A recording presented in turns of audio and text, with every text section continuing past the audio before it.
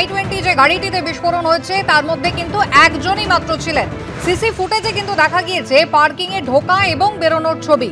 3 ঘন্টা আগে 3 ঘন্টা ধরে কিন্তু পার্কিং লটে গাড়িটি দাঁড়িয়েছিল এবং তারপর সন্ধ্যেবেলা 6টা 48 মিনিটে গাড়িটি পার্কিং লট থেকে বেরোয়। 6টা 52 মিনিটে যেই সিগন্যাল লাল হয় সেখানে গিয়ে ধীরে ধীরে গাড়িটি দাঁড়ায় এবং তারপরে বিস্ফোরণ হয়। গাড়িটি যাচ্ছিল কোথায়, তার গন্তব্য কি ছিল তা জানার চেষ্টা ইতিমধ্যেই চলছে। শতাধিক সিসিটিভি ফুটেজ কিন্তু ইতিমধ্যেই পুলিশ খতিয়ে দেখছে। রাজধানীতে এই ভয়াবহ বিস্ফোরণের ঘটনার পর গোটা দেশ জুড়ে কিন্তু সতর্কতা বাড়ানো হয়েছে। বিশেষত মেট্রো সিটিগুলোতে কিন্তু বাড়তি নজরদারি। গতকাল শহরের আনাচে কানাচে কিন্তু পুলিশি তৎপরতা চোখে পড়েছে। আর আজ সকালে বিমানবন্দরের কি পরিস্থিতি বিস্তারিত জানবো। সরাসরি আমাদের প্রতিনিধি ব্রতদীপ ভট্টাচার্য রয়েছেন আমাদের সঙ্গে। ব্রতদীপ, দেখো, গতকাল দিল্লির সেই ঘটনা গোটা দেশকে নাড়িয়ে দিয়েছে এবং গোটা দেশ কিন্তু এই মুহূর্তে সতর্কতা জারি করছে সমস্ত জায়গাতেই। সমস্ত বিমানবন্দরেই হাই অ্যালার্ট জারি করা হয়েছে। কলকাতাও তার থেকে আলাদা নয়। কলকাতা বিমানবন্দরেও হাই অ্যালার্ট জারি করা হয়েছে গতকাল রাত থেকে।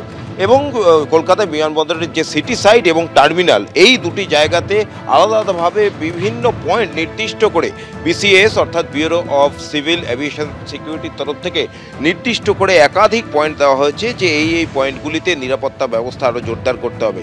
তার মধ্যে প্রথম তুমি যেটা দেখতে পাচ্ছ ছবিটা একেবারে সিটি সাইডে, অর্থাৎ ভিআইপি রোড থেকে যে রাস্তাটা ঢুকছে কলকাতা বিমানবন্দরের দিকে, সেখানে নাকা তল্লাশি চালাচ্ছেন সিআইএসএফের আধিকারিকরা। যে গাড়িগুলি আসছে তাদেরকে থামিয়ে জিজ্ঞাসাবাদ করা হচ্ছে কোথা থেকে আসছে এবং কোথায় যাবেন, এবং তার পাশাপাশি গাড়িতে তারা তল্লাশি চালাচ্ছে।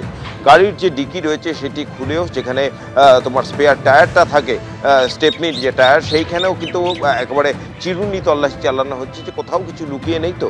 এবং তার পাশাপাশি তোমায় জানিয়ে রাখি, কলকাতা বিমানবন্দরের ভিতরে অর্থাৎ যে সমস্ত যাত্রীরা বিমানবন্দর থেকে অন্যান্য জায়গায় যাত্রা করবেন বলে আসছেন, তাদের যে নির্ধারিত সময় যে বা অন্য স্বাভাবিক সময় যে চেকিংয়ের ব্যবস্থা থাকে তার থেকে কিন্তু চেকিংয়ের ব্যবস্থা অনেকটাই বাড়ানো হয়েছে। অর্থাৎ প্রথমে ঢোকার পর বোর্ডিং গেটের মুখে যে সিকিউরিটি চেকিং হয়, তার পাশাপাশি একেবারে বিমানে ওঠা পর্যন্ত একাধিক ধাপে কিন্তু চেকিংয়ের ব্যবস্থা রাখা হচ্ছে। এবং শুধু তাই নয়, কলকাতা বিমানবন্দরের বিস্তীর্ণ এলাকা, সেইখানে পুরনো দুটি টার্মিনাল রয়েছে, সেই জায়গাগুলো এখন ভ্যাকেন্ট রয়েছে অর্থাৎ খালি। সেই জায়গায় যাতে কোনো রকমভাবে কোনো কেউ লুকিয়ে না থাকতে পারে তার জন্যও কিন্তু সিআইএসএফের তরফ থেকে নজরদারি চালানো হচ্ছে গোটা বিমানবন্দর জুড়ে।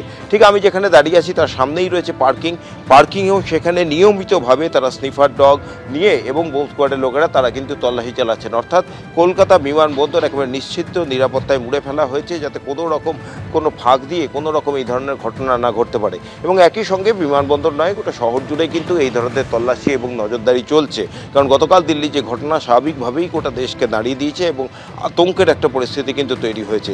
তাই সমস্ত জায়গায় সতর্কতা জারি করা হয়েছে। কলকাতা বিমানবন্দরে যেমনটা দেখলে, ঠিক কলকাতা বিমানবন্দরের বাইরে অর্থাৎ সিটি সাইডে সেখানে যেমন নজরদারি বাড়ানো হয়েছে, তার পাশাপাশি কলকাতা বিমানবন্দরের ভিতরে যে সমস্ত যাত্রীরা যাচ্ছেন অন্য সময়ের তুলনায় সিকিউরিটি চেকিংয়ের ওপর জোর দেওয়া হয়েছে। এবং যেটা বিমানবন্দর সূত্রে খবর, নিয়মিতভাবে গোটাই বিমানবন্দর চত্বরে তারা নজরদারি চালিয়ে যাচ্ছেন। ব্রতদীপ, ধন্যবাদ।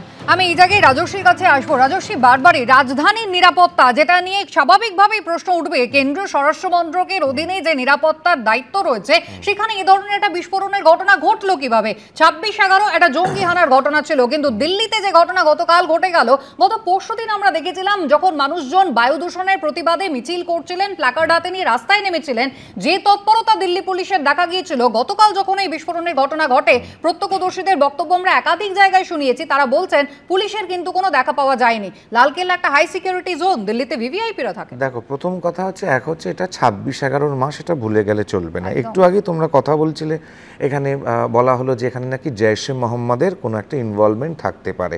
তো এটা তো তদন্ত সম্পূর্ণ হলে তখনই বেরোবে, তার আগে আমরা কোনো কমেন্ট করতে চাই না। কিন্তু যেহেতু জৈশে মোহাম্মদের নামটা উঠলো, জৈশে মোহাম্মদের হেডকোয়ার্টার্স বাহাওয়ালপুর অপারেশন সিঁদুরে সম্পূর্ণ গুঁড়িয়ে দেওয়া হয়েছিল। এবারে যে পুলিশে, তো একটু আগে প্রথম দিকে তুমি প্রতিবেদনে দেখলে পুরো জায়গাটা ঘিরে ফেলা হয়েছে, কর্ডন করে দেওয়া হয়েছে, ফরেনসিক টিম আসছে, পুলিশরা আসছে।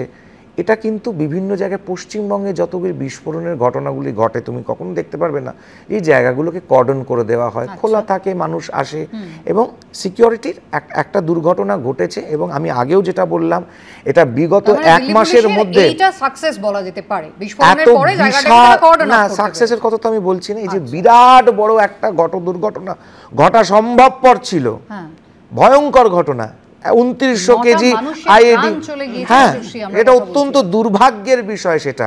কিন্তু ঘরের মধ্যে থাকা ওই 0.5 ঘরের ডাক্তার, ভারতবর্ষের নাগরিক, তারা যদি এই কাজ করে, আজকে আমাদের মধ্যে থাকা মানুষ, আমরা যদি আজকে কিছু প্ল্যান করি, আমরা এখানে কাজ করতে থাকি, তাহলে দেশের মধ্যে যদি দেশের শত্রু থাকে, দেশের নাগরিক, ইন্টারনাল সিকিউরিটি, আমাদের যে ইন্টারনাল সিকিউরিটি ইন্টেলিজেন্স আছে বলেই তো আজকে আন্ধ্রা পুলিশ থেকে এরা সবাই এতগুলো ধরা পড়েছে, নাহলে তো এটা ধরা পড়তো না।